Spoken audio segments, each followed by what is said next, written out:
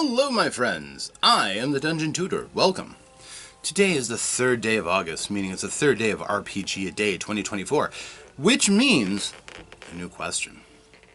Today's topic, in the interest of expanding knowledge and consideration of different games, they ask, what is your most played RPG? Now, a couple of answers to that. I could talk about the games that I am currently running. Some of them I've only had just a little bit of a sniff at, not really the full experience. But obviously I've played a lot of 5th edition Dungeons & Dragons. That's been a game that, since it came out, my players got extremely excited about, and to this day they're still kind of enthralled with it.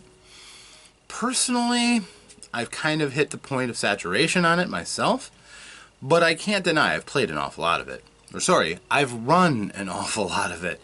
I've played exactly one campaign and single sessions for things like Adventurers League, but I played one lengthy campaign running through the storyline of Tyranny of Dragons and also the Lost Mines of Phandelver with that.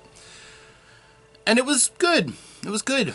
I enjoyed it tremendously. I loved my characters that I ran through that, and I played two that I switched off between. I played a Goliath barbarian named Galhard, and I played a dwarven wizard named Corbrecht Cinderflume, dwarf of the dwarves, alchemist brewer.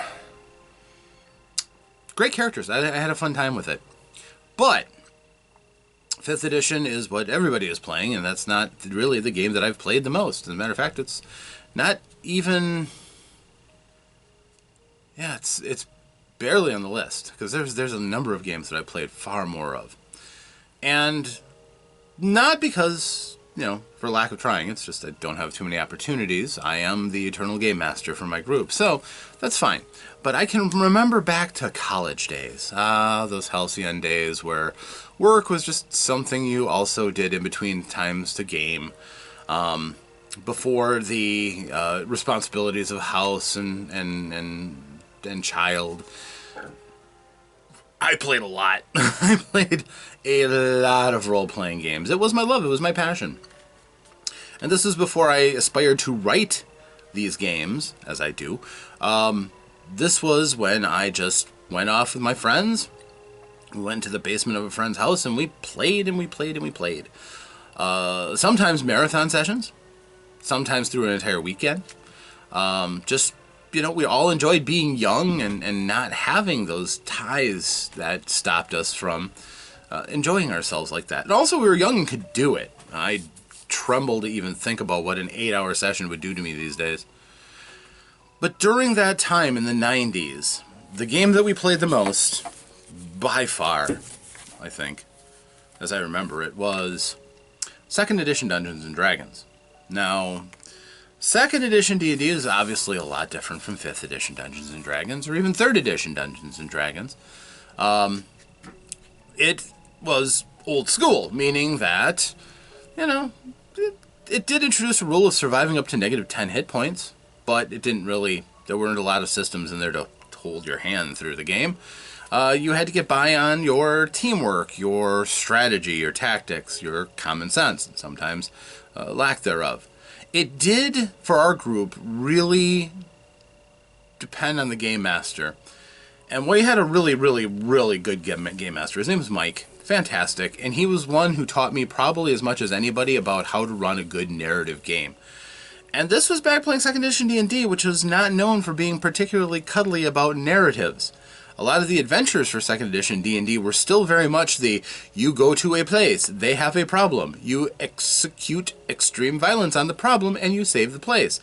A lot of the adventures were still like that. There were overarching narratives, there were a variety of games within the genre that you could play around with, but that was often the case. Even one of my favorite, more narrative adventures in Dungeons & Dragons land, Ravenloft, which does have an excellent storyline through it, is still very much reduced to, you go to this place, you meet these people, they have a problem, you go and you kill the problem.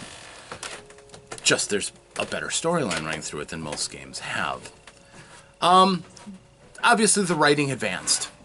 We got used to better and better fare as far as the stories and everything, But almost all of my experience in second edition D&D was what would people would these days call homebrew. I don't like the term for coming up with campaign and unique ideas. I think homebrew is better when you're talking about how you're adapting rules, talking about house rules. But it was his world. We played around in it, and it was a fantastic and engaging affair. And we played with different game masters and stuff. I ran games in second edition quite often. It's really them giving me opportunities to run games, because I volunteered, into the rotation, did help me to get my feet on the ground and get a certain amount of confidence. When I first started playing, back in high school, I was the game master because, well, I had the books, and I wanted to run the game. And I ran a game, and it was mostly narrative, and it was a fun game playing back me D&D. But this, second edition, had more nuance, it had more flexibility, it had a whole lot of quality of life advancements, and the complexity helped me to kind of toughen up a little bit and get used to different systems, wrap my head around concepts more complex than what you might have found in back me D&D. And I had a lot of players who really knew how to push systems and play within a game system to challenge the game master to keep up with them in some cases. Second edition had some significant flaws to game master easily being able to come into grips with the game. Biggest one, in my experience, were all of those extra source books that they had, the complete guides, the complete priest's guide, the complete wizard's guide, the complete fighter's guide, just go on and on. They often had elements in them that would allow you to blow the power scale. I'm just remembering there was a ranger, I believe, called a Justicar, who had, I could be wrong, could be from a different class, but it seemed to combine all of the advantages of one other class on top of the ones, and you lost some abilities that really didn't matter all that much if you're just talking on a pure power scale.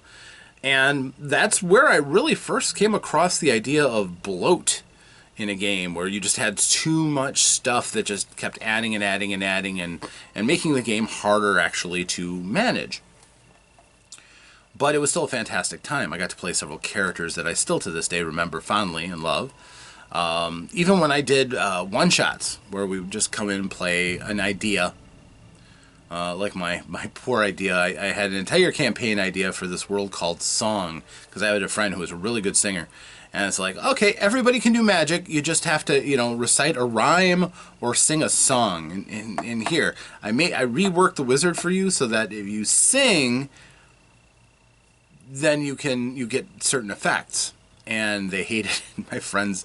Most of my friends weren't that musically inclined, and they hated the idea of people singing at the table. So that didn't work. That was all of one setting. All that work gone. Oh well, I was so discouraged that I threw the whole thing out, which is a pity, unfortunately. But also, I remember a short little dungeon crawl I did when my roommate at the time was running a game for some of his friends, and I just happened to be around, and I'm like, hey, can I play? Sure. So I ended up making an extreme character. I made a very obese cleric of Ares named Friedrich. He had full plate, because we were playing at a little bit higher level. And he had a flame tongue sword that was given to me on creation. And we were going along and playing, and I remember at one point we came across a Rakshasa, the tiger-headed creature from beyond, who is pretty much immune to everything we had. And so we were kind of left with the no-win situation. You can't beat this guy. It's impossible to beat him. But that didn't mean that I, as a cleric of Ares, wasn't going to try. So I ended up grappling him. And the grappling rules were a bit rough back then. But with a couple of fortunate rolls, I dropped him to the ground and I pinned him underneath my character's 400 plus pounds of bulk and armor.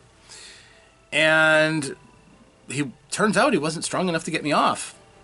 He tried. He attacked me viciously, and I kept healing. And finally, I'm like, we need to figure out a way to stop him. And they're like, we can't hurt him. We have no weapons that will hurt him. And I'm like, well, if I can't hurt him, then... So I took out my sword, and I'm like, This is going to hurt you a lot more than it's going to hurt me. And I impaled him on my sword with it flaming in a very rude location. Very rude. I'm not proud of that. But the Game Master's like, you know what? He's just going to give up. He doesn't want to go through this anymore. So he just dies. Okay, cool. Pulled out my sword. This is the same character that shoulder blocked a hook horror off a cliff. I favor non-traditional combat often when I play. And I had a Game Master who rolled with it, which was great. I played in a couple of epic length campaigns in 2nd edition, too. At least 2 of them that were like Save the World type, which was great. I played in a variety that weren't quite so great. Sometimes with guest DMs who, were trying different things. And we all learned a little bit from some of those. I learned that you never give 3rd level characters +5 weapons. It doesn't work out well. And that was still an experimental idea that did not work. But we played and played a lot. So by volume, this one still by far beats out, as far as games that I've played, anything else. I've had extremely memorable games of Werewolf the Apocalypse, Vampire the Masquerade, Star Wars the role-playing game, the D6 version from West End Games. I played a really nice Star Wars D20 game, the Wizards of the Coast spawn one. I've done a lot. I've played a lot of games from a lot of different systems. Not all the systems I'd love to play, but I got to play a lot. I've been lucky. And having friends in college who also loved playing a variety of games, I did get a little bit spoiled with what was available. Again, I wish I had taken more opportunity to play some of those games that we never got to. Would have exposed me to games like Call of Cthulhu, Twilight 2000. There was a variety. But, for what it's worth, I got to play a lot of games. But the one that I played by and far the most was 2nd edition Dungeons & Dragons. Now, I'm the Eternal Game Master. I run a lot, almost exclusively. And in my time here in my house over the past 22 years, 23 years now, I have run a lot of 3rd edition Dungeons & Dragons. Lots of 3rd edition Dungeons & Dragons. I ran a 2.5 year long Vampire the Masquerade Chronicle. I've run Warhammer 40k from Fantasy Flight, the percentile system that they used. Loved it, by the way. I played both Dark Heresy and Only War, or run both of them, I should say. I did get to play a little bit here and there. I'm not saying I never do. I got to play one fun game of Exalted, which is another White Wolf game about mythic China. Very cool. I got to play a 5th edition Dungeons & Dragons game, that Tyranny of Dragons that I mentioned earlier. And often little things here and there. I got to play a little bit of Dark Heresy. I got to play a little bit of, when one of my friends steps up and goes, I want to try to run a game. So we did a nice little Shadowrun adventure. But by and large, I do most of the running. So that eliminates almost everything that I've done in the last, say, 20, 22, 23 years. So I have to look back into my college years and, yep, 2nd edition D&D shines through on almost all of it. As a matter of fact, it was the cleaving point, really. The last things that I did before I got married and moved into this house, 3rd edition had just come out. So, like I said, it's a real cleaving point. That's when I did my very first epic campaign of 3rd edition. For better or for worse, I did. So that's my answer to this question. Lots of 2nd edition Dungeons & Dragons, by far the game that I have played the most. Will that ever change? Will I play anything else that'll ever knock that off? As long as I remain the Eternal Game Master, unlikely.